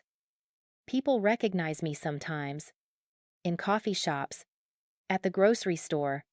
Someone stopped me last month and said, "You're the MIT girl, right? The one who exposed her parents?" I nodded. She grabbed my hand. "You saved me. I found out my mom was doing the same thing. I filed a police report because of you. Thank you. She walked away before I could respond. That's happened 6 times now. 6 people who saw my story and found the courage to check their own credit, to confront their own families, to protect themselves. I never wanted to be famous, but if my story helps even one person, it was worth it. I'm 26 years old. I have a career I love, a apartment I can afford, and a found family that shows up for me. I have $31,400 in savings. I have a 782 credit score. I have a life I built with my own 2 hands. My parents tried to steal my future. They tried to bury me under debt and lies and their golden child's luxury lifestyle. Instead, I took their future. And I don't feel guilty about it, not even a little. People ask me what I learned from all this. Here's what I tell them. Family isn't about blood. It's about who shows up. My parents had my DNA, but Aunt Kelly has my back. Jordan has my loyalty. Priya has my heart. That's family. You can't steal someone's future and expect a Hallmark ending. Forgiveness is personal. You don't owe it to anyone, especially not people who committed crimes against you. Financial abuse is real abuse. It's not just money. It's your safety, your freedom, your ability to survive. If someone is stealing from you, it doesn't matter if they're family. Report it. Protect yourself. You deserve justice, not just closure. Speaking up is terrifying. Do it anyway. I was so scared standing at that microphone. My hands shook, my voice cracked, but I said what I needed to say, and it changed everything. It still hurts sometimes. I won't lie about that. When I see parents cheering at their kids' graduation, I feel the empty seats in row 12. When I see families at holidays, I remember the Thanksgivings I'm not invited to anymore. When I think about my sister, I grieve the relationship we'll never have. But I don't regret my choice. I chose me. I chose truth. I chose accountability over complicity. And I'd do it again. My life now is nothing like I imagined at 18. I thought I'd have my parents at my wedding someday. I thought Vanessa and I would be close as adults. I thought family meant the people you were born to. I was wrong. Family is the people who choose you back, who show up when it's hard, who believe you when you tell them you're hurt. I have that now. It's smaller than I expected, but it's real.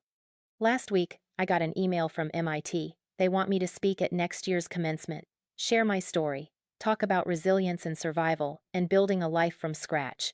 I said yes. Because 4 years ago, I sat in the audience at my own graduation with no one cheering for me. And I want every student who feels invisible, undervalued, or alone to know, you are enough. You always were.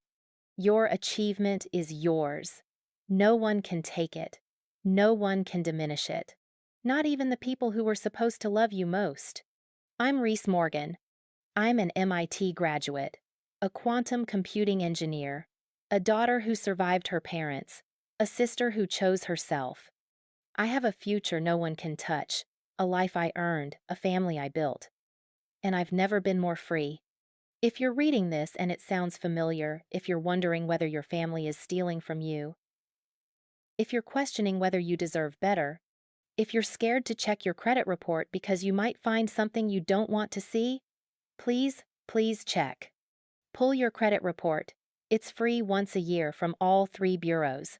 Look for accounts you didn't open, charges you didn't make, addresses that aren't yours. If you find fraud, report it. File a police report. Freeze your credit. Get a lawyer if you can. Protect yourself.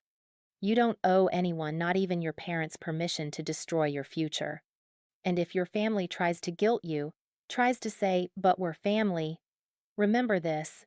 Real family doesn't steal from you. Real family doesn't lie to you. Real family doesn't commit federal crimes against you and expect forgiveness. You deserve justice. You deserve safety. You deserve a life that's yours. Go get it. This is Achiever Betrayed, where we tell the stories of those who succeeded despite the people who should have supported them. If this story resonated with you, you're not alone. And you're stronger than you know.